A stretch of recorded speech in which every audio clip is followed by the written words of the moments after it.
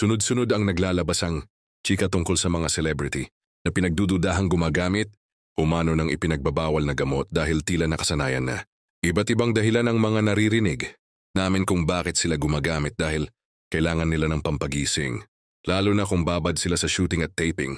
Sinasamantala nilang tanggapin lahat dahil baka bukas o sa makalawa ay hindi na sila sikat dahil may mga bago nang kinukuha para sa serye.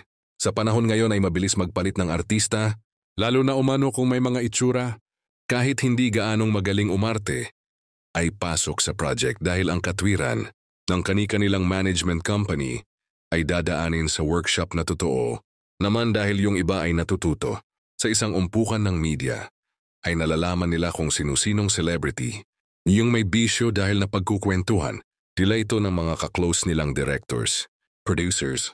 Kung ang isang celebrity ay may ganitong bisyo, ay tiyak na aalisin na siya agad sa seryeng FPJ's Batang Quiapo dahil napakahigpit ng director, producer at aktor na si Coco Martin. Sa katunayan nga ay every 2 weeks ay pinapa-drug test niya ang cast and crew ng programa. Inamin din naman ni Coco sa mga panayam niya noon na kaya niya ginagawa ang mga bagay na ito ay para maging maayos, walang hassle at mabilis. Silang matapos sa tapings at para makauwi na rin. Magaan ligtas sa kani-kanilang pamilya.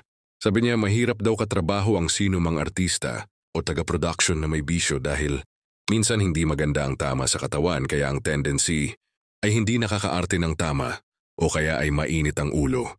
Sana gayahin din ng ibang production ng shows. Ang estilong ito ni Coco na gawing mandatory. Ang nasabing testing